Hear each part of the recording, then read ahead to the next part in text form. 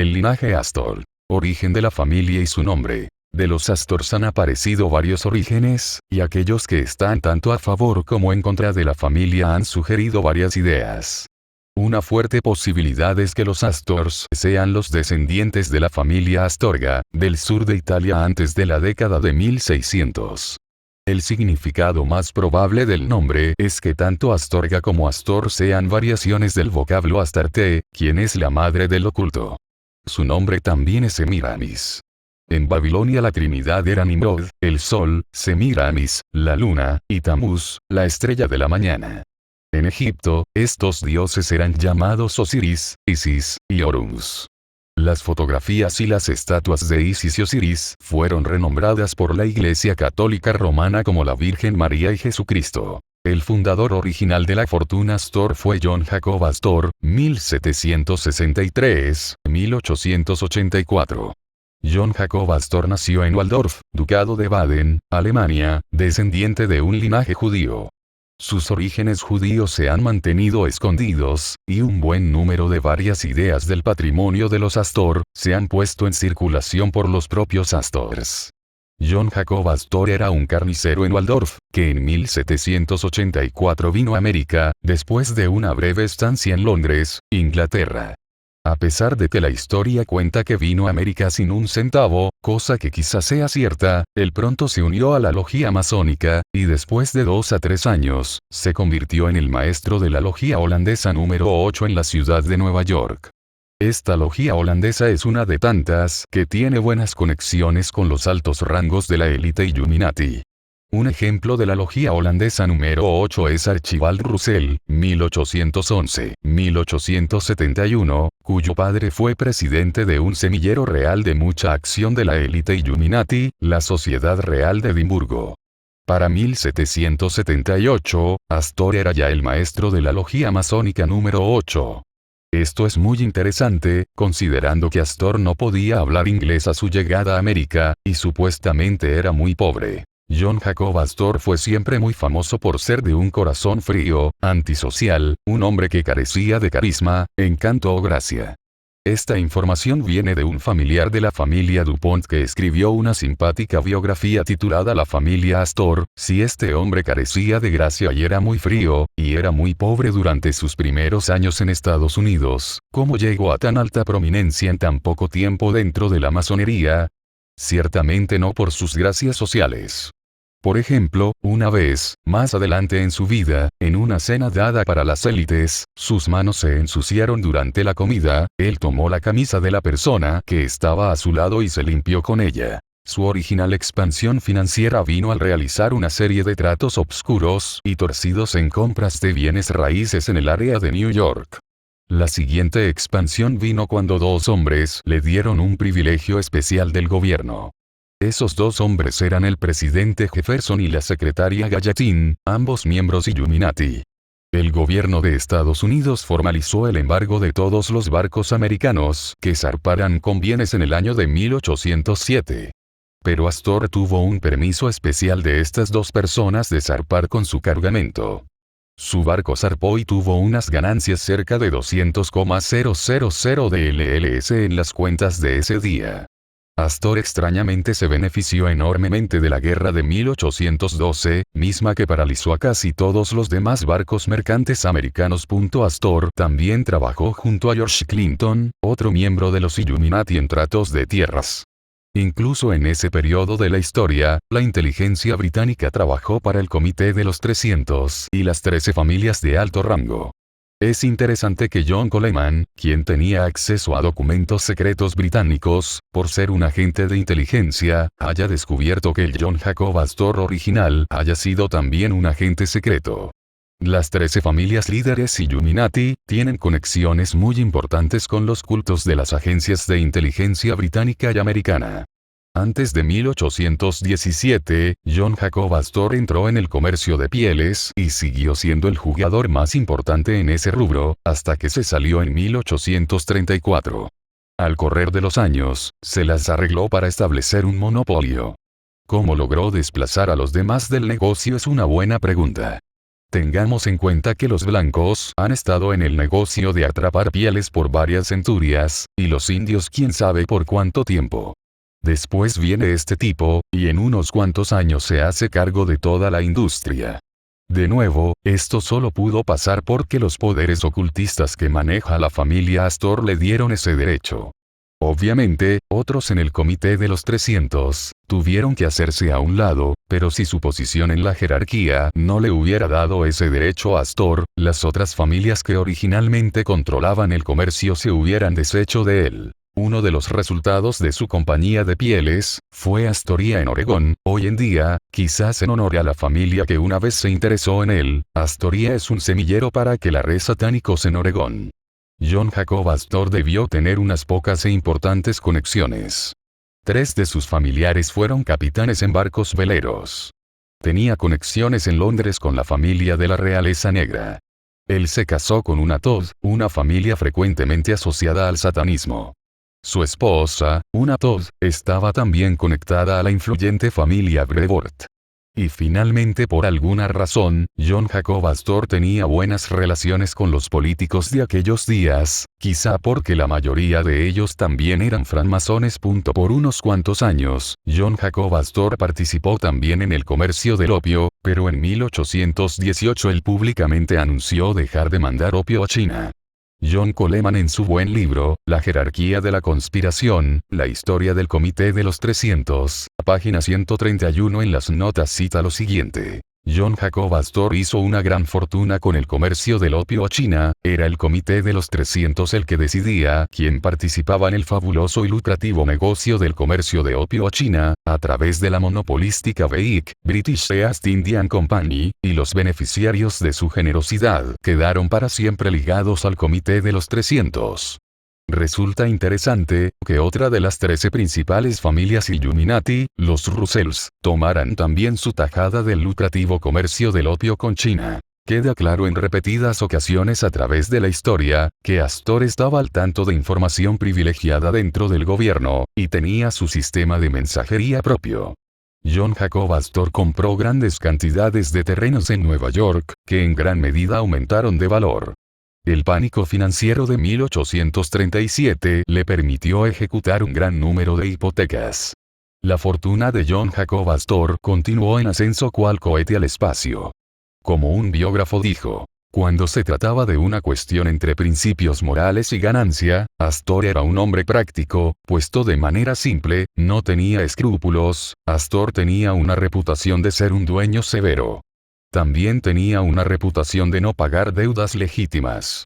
Astor se convirtió en banquero, y se sentó en la junta de 5 directores del nuevo Banco Nacional que Hamilton creó para los Estados Unidos, llamado el Banco de los Estados Unidos.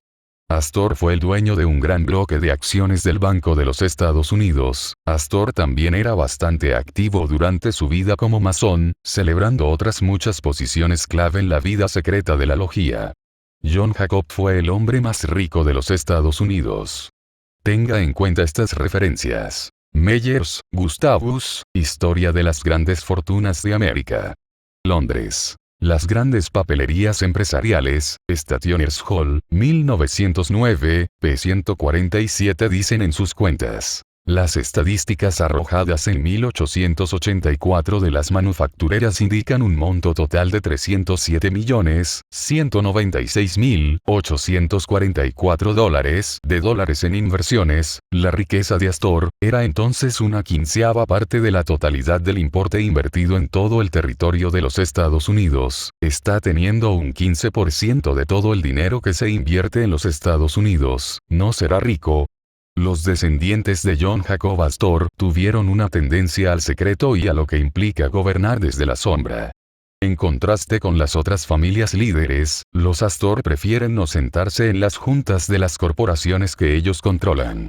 En 1890, un experto en bienes raíces calculó que Astor poseía 1120% de los bienes raíces de Nueva York.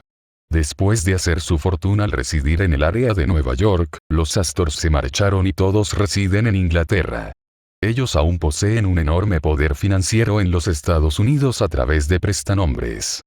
la revista Forum Magazine, en noviembre de 1889, comentaron que las autoridades estimaban la fortuna de los Astor en 300,000 millones, pero esa cifra puede que esté siendo subestimada. Al día de hoy, mi estimado de su fortuna puede alcanzar los 40 billones de dólares. Una de las muchas fundaciones que los Astor crearon fue la Fundación Vincent Astor, la cual es controlada desde Inglaterra por los Astors, y tiene el rango de 100 millones de dólares libres de impuestos. La Fundación Vincent Astor se ha caracterizado por cubrir las necesidades de las iglesias católicas y episcopales, entre otras cosas. Ellos también dan dinero a empresas que se oponen a la posesión privada de armas. Dan dinero a la Librería Pública de Nueva York. Imaginen la gran influencia que eso les brinda, cuando las librerías reciben donaciones generosas con ese tipo de apoyos. Un director fundador dijo en 1979 que la Fundación B. Astor daba un énfasis especial en evitar la delincuencia juvenil. Esto se puede traducir como reforzamiento de la ley. La Fundación William Waldorf establece que su propósito es la promoción del entendimiento mutuo y la difusión del conocimiento y la cultura a través de todos los Estados Unidos y sus dominios, colonias y países de la Commonwealth británica. Esto suena muy similar a la declaración pública de la Sociedad Secreta de los Peregrinos, Pilgrim Society, que manifiesta hacia aquellos que necesitan algo de ella. Los activos de esta fundación son de solo $64,000. Vincent Astor, ya fallecido, fue miembro de 41 clubes privados. Para dar una idea de cuán poderoso es uno de los tantos hombres de la familia Astor que ejercen alguno de los negocios, Vincent estaba envuelto con personalidades como el director de la compañía American Express, el director de frutas y azúcar del Atlántico, el director del Banco Chase Manhattan, propiedad de los Rockefeller, el director de la Compañía de Ciudades y Casas Suburbanas, el director de la Corporación de Cinematografía Clásica, el director de la Compañía de Azúcar Cubano-Dominicana, el director del Gran Ferrocarril del Norte, el director de la Compañía Internacional Mercantil Marina, el director del Banco Nacional del Parque en Nueva York, el director del County Trust de Nueva York, el director de la Compañía Weekly Publications, el director de Western Union Telegraphs, el director de la Sociedad del Zoológico de Nueva York, el director del Museo Nacional de Historia, el director del Instituto Nacional de Ciencias Sociales. Nótese que estas últimas dos, como otras tantas que están bajo el control de la élite Illuminati, se encargan de propagar al público la teoría de la evolución. Justo como los Rothschilds, los DuPont y los Rockefeller, los Astor siempre mantienen a un hombre a la cabeza en la jefatura de la familia entera. Este liderazgo se transmite como un derecho de nacimiento dentro de las diferentes ramas de la familia, así como cualquier rey cede su trono. En la calle 33 de la Quinta Avenida, el sitio donde más adelante se comenzaría con la construcción del edificio del Empire State, el hotel original Waldorf Astoria fue construido por William Waldorf. El hotel abrió en marzo de 1893, es descrito como lo último en atractivo snob. Más adelante, dos primos Astor construyeron el Astoria, otro hotel de la élite aún más alto, en Nueva York, que abrió en 1897. Por supuesto, como muchas otras familias de la élite, los Astor tienen una propiedad principal para apartarse y relajarse. En 1894, John Jacob escribió una novela titulada Un viaje a otros mundos, en el que describe a una sociedad que opera bajo el principio de conservar la energía. Es extraño ver cómo la élite siempre trata de conservarse y preservarse entre nosotros el ganado. En la década de 1800, los Illuminati trataron de reconfigurar su cara hacia el exterior. Los niveles más altos comenzaron a crear organizaciones de fachada para ocultar sus juntas tras bambalinas. En 1901, los Astor contribuyeron a la creación de la Sociedad Pilgrim, Peregrinos, que fue una organización de cubierta para Mary Britt. Sexto príncipes de los Illuminati. Yo creo que al menos 5 de los Astors son ahora miembros de la Sociedad de los Peregrinos.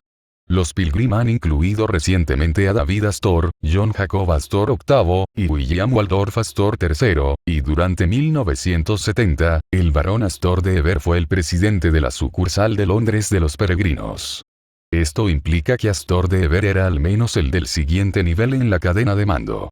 Los Astor han sido también muy importantes en el grupo de los peregrinos, que son el equivalente británico de la Skull and Bones. Los Astor, junto con otras 20 familias, dominan el grupo. Así como también ciertas familias en los Estados Unidos como los Whitneys, ayudan a dominar la orden de la Skull and Bones. De nuevo, como ya se apuntó con anterioridad, la clave para entender el satanismo son los linajes. En 1910, la ramificación de los músculos y huesos de los Illuminati fue reconfigurada con la creación de los grupos de la Mesa Redonda. Los Astors fueron detrás de bambalinas, parte de los proveedores financieros de fondos junto con Ave Bailey para estos grupos. Rhodes y Milner fueron piezas clave en la creación de la Sociedad de los Elegidos, un supercírculo secreto de los Illuminati. Rhodes Trust, en parte ayudado por los Astors, ayudan a financiar el sistema de becas Rhodes. Rhodes, un masón de alto rango, quería meter a este entramado, como parte de estos nuevos grupos diferentes, pero Milner y Brett acabaron con los rituales masónicos, disfraces, etc. En 1919, el Instituto Real para Asuntos Internacionales, RIA, fue creado. Y los Astors fueron los principales proveedores financieros del RIA, que funcionaba como la cuarta fachada de los Illuminati. Para aquellos que son nuevos en esto, el RIA es el equivalente británico al Consejo de Relaciones Exteriores en los Estados Unidos, CFR, que tiene un papel importante para la elaboración de políticas exteriores. El Waldorf Astoria NE.U fue nombrado para ser la sede del RIA. Justo por encima de la CFR y del RIA hay varios grupos de mesa redonda que fueron inicialmente llamados por Cecil Rhodes como la Asociación de Ayudantes. Cecil Rhodes estableció el sistema de becas Rhodes, para reclutar y traer a jóvenes líderes de distintas naciones hacia Oxford para ser iniciados en los Illuminati y para que aprendan acerca de cómo traer a la sociedad un nuevo gobierno mundial. Así que la primera selección en el programa de Rhodes, el primer grado de los Illuminati, es el equivalente británico a la iniciación en la Orden de la Skull and Bones en Estados Unidos. En la fotografía se aprecia como Cliveden Astor está íntimamente ligado con los académicos de Rhodes. Los académicos de Rhodes visitan con frecuencia el estado de Cliveden. Al observar el gráfico de la genealogía, se puede apreciar cómo la familia en Londres se dividió en dos poderosos segmentos. Una parte se estableció en torno a la finca Cliveden, y el otro grupo pasó a ser el de los barones Astor de Heber, o el de Astor de Heber para abreviar.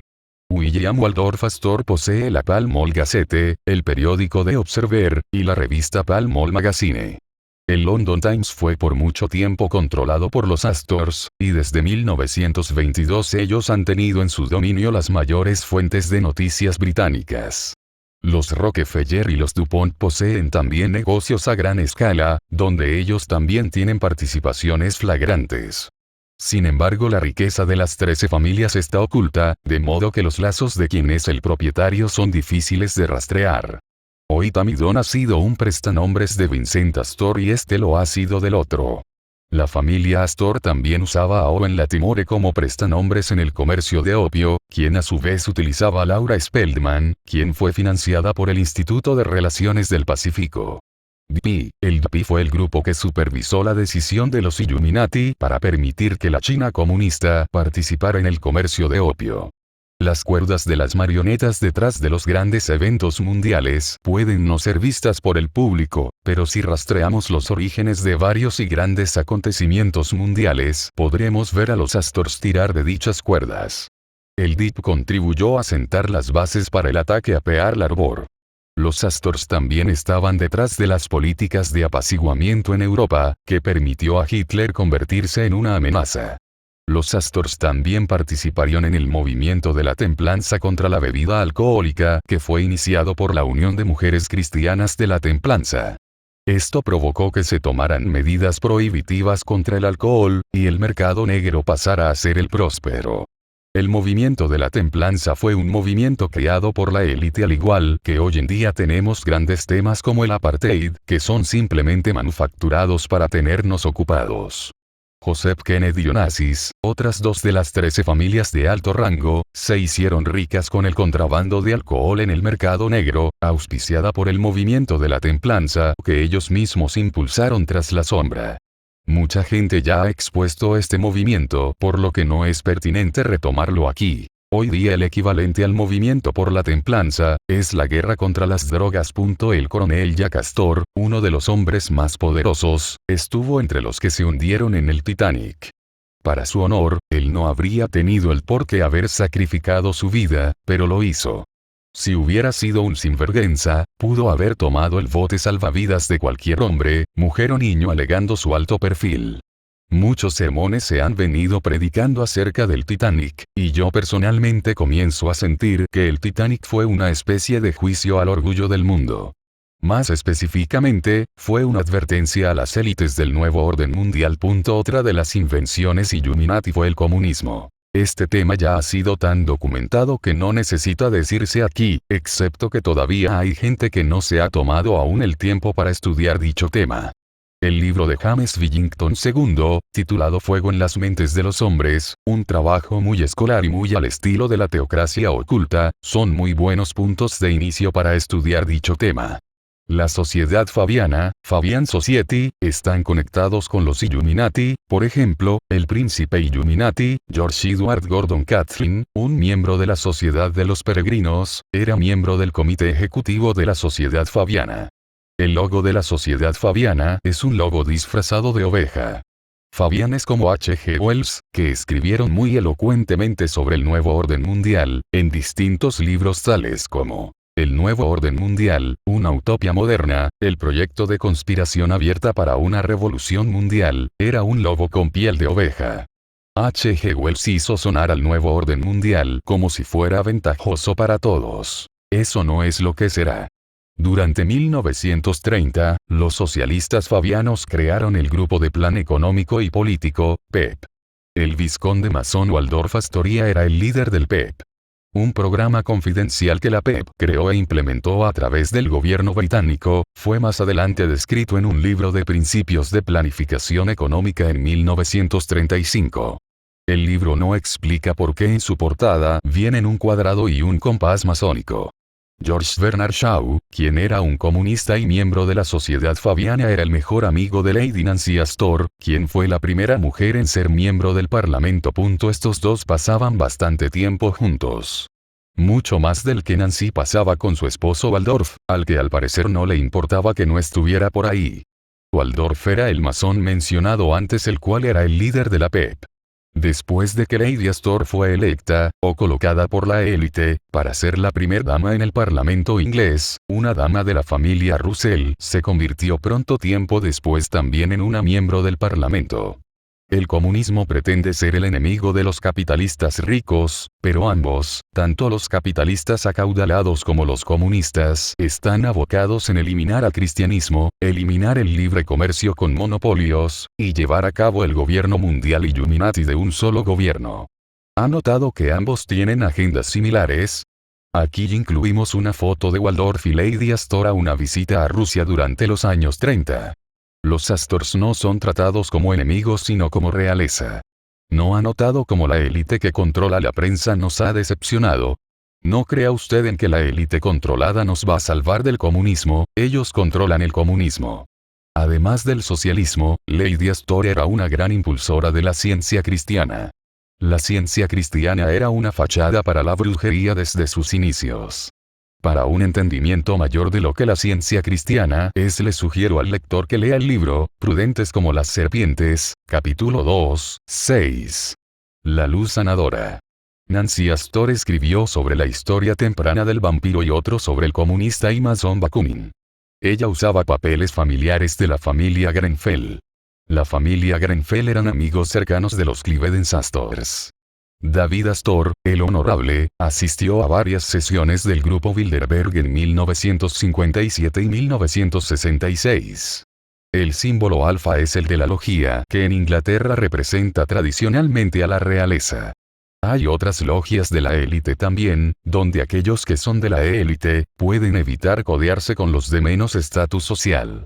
Ese es el tipo de logias a los que los Astors se unieron. En resumen, un examen de la familia Astor revela sus conexiones cercanas con todo el espectro de actividades que van desde la masonería Illuminati, los Illuminati en sí mismos, la sociedad de los peregrinos, las mesas redondas, el comunismo, la sociedad de los Fabianes o Fabian socialismo, la CFR, el RIA, el Club Bilderberg, así como las diversas políticas, que son Illuminati, de los bancos contaminados tales como el Chase Manhattan. Ava Alice Muriel Astor era una ocultista. Ella nació en 1902, y era también una mujer muy seria. Ella tenía un carácter muy fuerte y era capaz de dominar a las personas en su presencia a menos que tuvieran también una voluntad firme. Ella practicaba la magia egipcia y creía que era la reencarnación de la princesa egipcia y discípula de Ignatón. Alice Astor puede que haya sido la primera persona que entró a la tumba del rey Tut, de donde se puso un collar. Aldous Huxley escribió Un mundo feliz como una imagen de cosas que estaban por venir. La mayoría de la gente piensa que fue una exposición de esas cosas, pero en realidad era más como un plano proyecto de Aldous Huxley. Huxley y Alice Astor tenían una gran cantidad de cosas ocultas juntos. Su poder financiero no está registrado. Myers y otros notaron que los Astors estaban por encima de la ley. Las 13 familias de la punta no obedecen a la ley, ellos son la ley. Los Astors puede que hayan tenido reyes y princesas en sus filas, pueden tener decenas de miles de millones de activos, sin embargo todo eso será nada cuando enfrenten al Creador en su juicio. Gracias por ver este video y te recomiendo suscribirte a mi canal para seguir esta serie de capítulos acerca de los linajes de los Illuminatis.